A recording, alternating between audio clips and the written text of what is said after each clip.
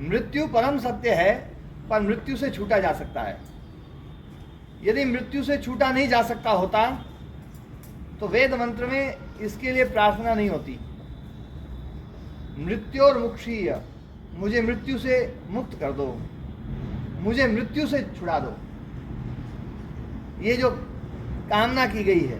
मृत्योर्मा अमृतम गमय, असतो मा सद्गमय, तमसो मा ज्योतिर्गमय, मृत्योर्मा अमृतम गमय, मृत्योर्मुक्षीय मा अमृतात्, मृत्यु से मुक्त करो, अमृत से अलग मत करो, मुझे अमृत से जोड़ दो और मृत्यु से मुक्त कर दो। इसका मतलब है मृत्यु के ऊपर विजय प्राप्त की जा सकती है।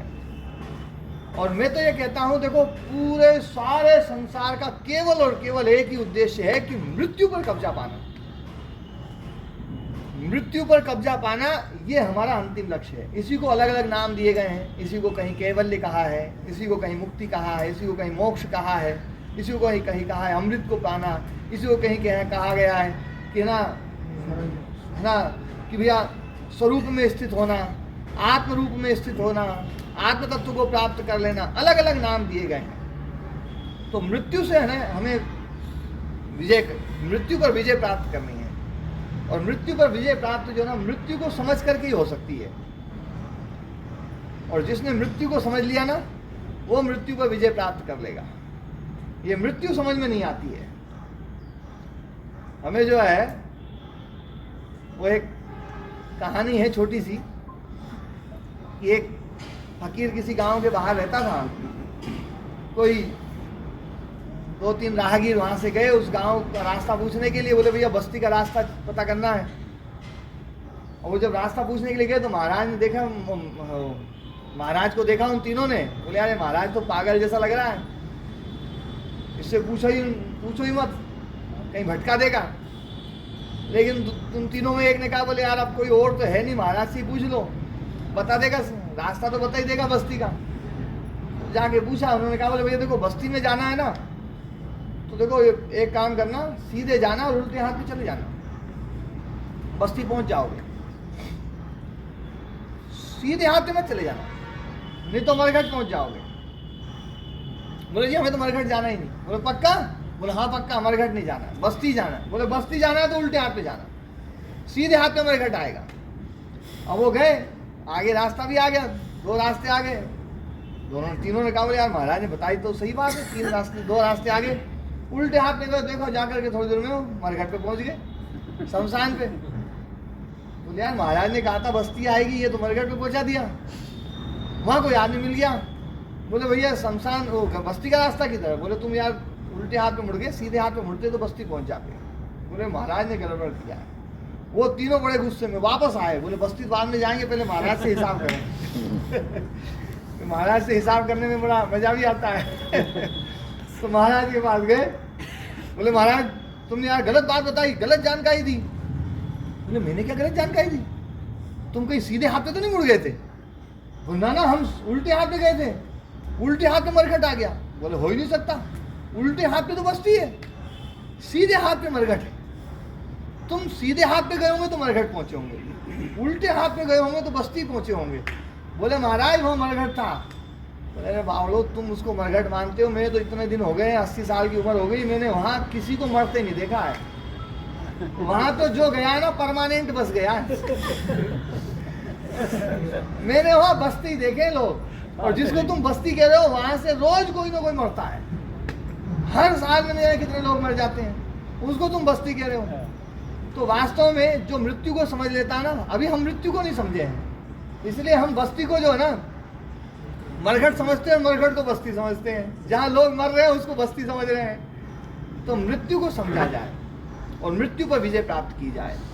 वो भी मृत्यु से भयभीत रहती है, मृत्यु से बचने की कोशिश करती है। और बड़े से बड़ा हाथी भी मृत्यु से डरता है, शेर भी मृत्यु से डरता है। बड़े से बड़ा पराक्रमी जीव जो है, बलशाली ना, विशाल काय, क्षुद्र काय, सब जो है ना मृत्यु से सब डरते हैं। इंसान भी डरता है, पर जब मृत्यु आसपास दिखाई नहीं देती ना तब तक नहीं डरता है। लेकिन कभी कभी आप लोगों को भी ऐसा महसूस तो हुआ होगा कि कोई सा ऐसा क्षण रहा होगा, कोई ऐसा समय रहा होगा कि एकदम से कोई गाड़ी बगल से निकली, एकदम मरते मरते बचे, या किसी ऊंचाई से एकदम गिरते गिरते बचे, या ऐसी जगह पर खड़े थे बस मृत्यु एकदम से निकल गई हो, ऐसा लगा। ऐसे सबके जीवन में कभी न कभी ऐसी चीजें घटती हैं, तो एकदम से लगता है कि हाँ, मृत्यु का भय भीतर है तो सही, और बहुत तगड़ा बैठा हुआ है। एकदम से आदमी भयभीत होता है मृत्यु से, मृत्यु को लेकर के। पर मृत्यु है क्या चीज? जितना मैंने समझा है, मृत्यु है रिप्लेसमेंट। रिप्लेसमेंट मतलब दूसरा मिलेगा नया, नवीनीकरण है, रिप्लेस कर देना, उसको बदल देना। मृत्यु है चीज को परिवर्तित कर देना। पेड़ जो है ना, पेड़ में पत्ते लगे हुए हैं, हरे हैं, थोड़े दिन बाद पीले होंगे, पीले होने के बाद में झड़ जाएंगे, और झड़ने के बाद में क्या होगा? उसके बाद में उन पत्तों का रिप्लेसमेंट होगा। वो जहाँ से बने थे वो उसमें जाकर के मिलेंगे, फिर वो खाद बनेंगे, खाद बन करके और फिर ऐसे पोषक तत्व के रूप में वो विकसित होंगे जिसको पेड़ वापस ले सके, और पेड़ों के जड़ों के माध्यम से फिर वो वापस जाएगा, और फिर वही पत्ते के रूप में फिर वापस आ जाएगा, पत्ते के रूप में आ जाए, फल के रूप में आ जाए, फूल के रूप में आ जाए, किस रूप में आ जाए, अलग अलग रूप हो सकते हैं। मिट्टी जो है, मिट्टी को हम लेते हैं, लोंदा बनाते हैं, उससे कुछ और चीज़ बनाते हैं, फिर और कोई चीज़ बनाते हैं, फिर और कोई चीज़ बनाते हैं, सब घिस पीट करके वापस फिर मिट्टी बन जाती है। ऐसे ही होता है। तो एक चीज़ अपना रूप बदलती है तो हम उसको मृत्यु बोलते हैं। हमारा शरीर भी रूप बदलता है, नए रूप में आता है और अलग अलग रूप में आता है। तो जब पहला रूप छूटता है तो हम उसे बोलते हैं मृत्यु, दूसरे रूप में वापस पहुंचता है तो हम उसे बोलते हैं जन्म। जन्म और मृत्यु ये दो अंधेरे हैं। हमारे गुरुजी कहते थे दो अंधेरे हैं, जन्म से पहले अंधेरा और मृत्यु के बाद अंधेरा। अभी आपको कुछ नहीं पता कहाँ खड़ा, उसके बाद में क्या होगा, तो अंधेरा है। दो अंधेरों के बीच में एक जलता हुआ दिया जो है ना, वो जीवन है।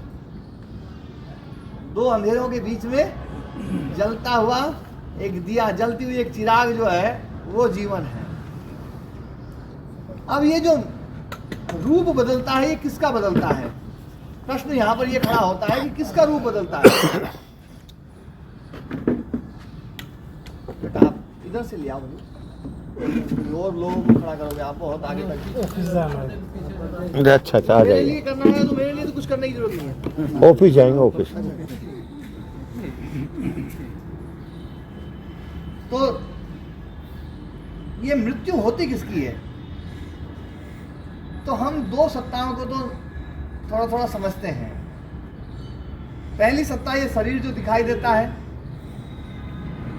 और दूसरी सत्ता जो शरीर से अलग है, दिखाई तो नहीं देती है लेकिन अंदाजा होता है, सबको होता है। ऐसा एक भी आदमी नहीं जिसको अंदाजा ना हो। जिसको भी थोड़ी सी समझ विकसित हो गई है उसको अंदाजा हो जाता है। जैसे माँ थी, अब माँ जो थी वो तो शरीर के रूप में माँ को मानते थे कि तो शरीर ही माँ है, लेकिन जैसे ही माँ ने अंतिम सांस ली, समझने में 60 सेकंड नहीं लगे होंगे कि भैया माँ तो गई। अब गई वो कौन सी गई? वो शरीर तो यहीं पड़ा है। क्यों जी रमेश जी, शरीर तो पड़ा है कि नहीं पड़ा? लेकिन फिर भी हम ये कह देते हैं, किसी को भी देख लो, हर आदमी ये कहता है अरे भैया ये तो गया। गया मतलब भैया अरे ये तो यहीं पड़ा है। इसका मतलब है गया है वो कोई और शक्ति है जो गया है, उसको ये जानता है। देखा भले ही नहीं है लेकिन अनुमान कर रहा है कि इसके भीतर एक शक्ति थी जो चली गई। तो हम दो शक्तियों के बारे में ये हम मानते हैं, अपना जो अस्तित्व है या तो शरीर के रूप में, या वो जो शक्ति है जिस शक्ति के बारे में हम कहते हैं कि वो तो गया, वो तो चला गया, वो तो चला गया। तो ये जो दोनों शक्तियां हैं, उनके ऊपर, दोनों के ऊपर यदि हम चिंतन करें कि कौन सी शक्ति जो है वो हम हैं, शरीर की शक्ति या भीतर वाली शक्ति, तो हम देखेंगे कि शरीर तो हम नहीं है। शरीर तो हम, ये पक्का है ना, क्योंकि ये बदलता है, फिर भी हमें ऐसा लगता नहीं कभी कि हम बदल गए। क्यों जी? आपको कभी लगा कि रमेश जी जो है ना, पहले वाले रमेश जी नहीं है, वो कोई दूसरे थे, ये कोई दूसरे, ऐसा कभी लगा?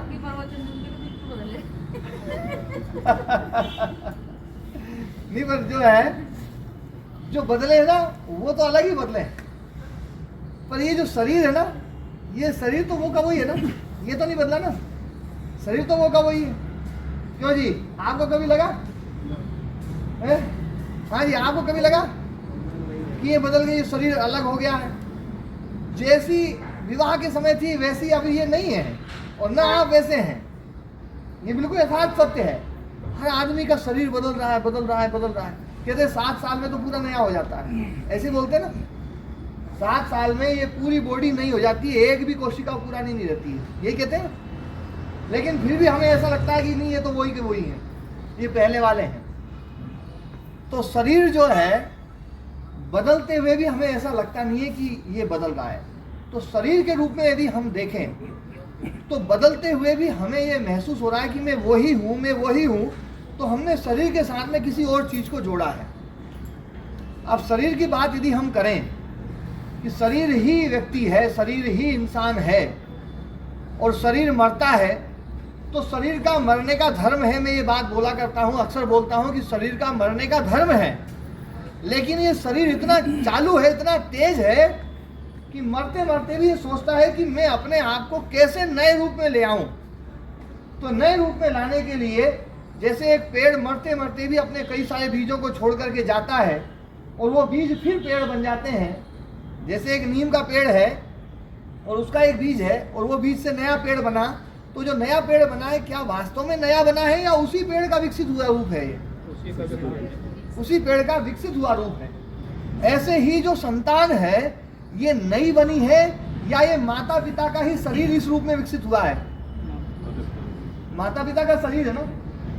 आज आप सब जो बैठे हुए हैं, आप बैठे तो माता जी का ही तो शरीर इस रूप में आकर के बैठे हैं, और फिर आपने और नए शरीर विकसित कर दिए हैं, तो उसमें भी तो माँ का ही अंश है। तो वास्तव में देखा जाए तो शरीर वास्तव में मरता ही नहीं है। देखा जाए तो शरीर को ही माने अपन, तो शरीर तो मर ही नहीं रहा है। शरीर तो नए नए रूप में विकसित हो रहा है, नए नए रूप में जाता जा रहा है, नए नए रूप में जाता जा रहा है, नए नए रूप में जाता जा रहा है। ये मर ही नहीं रहा है। एक बात बताओ, हमारा जो ये शरीर है, यदि हम सृष्टि को ये माने कि 1,96,8,53,124 वर्ष जो है, इतने साल हो गए हैं, तो इतने साल हो गए हैं हमारा जो शरीर है, और हमारे पिताजी का, फिर उनके पिताजी का, फिर उनके पिताजी का, तो बीच में कहीं नया बना था या शुरू से ही चला आ रहा है? हाँ जी, क्या मानते हो जी? शुरू से ही क्यों जी प्रधान जी? पहला ही आ रहा है। चला ही आ रहा है ना। तो इतने सालों से शरीर खत्म नहीं हुआ, आगे कैसे खत्म हो जाएगा? तो इसमें शरीर को लेकर के तो रोने की जरूरत नहीं है। शरीर को लेकर के तो रोने की जरूरत नहीं है, क्योंकि शरीर तब से अब तक खत्म नहीं हुआ है, तो आगे भी खत्म नहीं होगा। हाँ, रूप जरूर बदल देगा। माता पिता बच्चों के रूप में अपने रूप को बदलेंगे, बच्चे पोतों के रूप में, पोते परपोते के रूप में, और यही शरीर चलता चला जाएगा। शरीर नहीं बदलेगा, जीन्स वो का वही रहेगा, डीएनए वो का वही रहेगा। ऐसे ही है ना।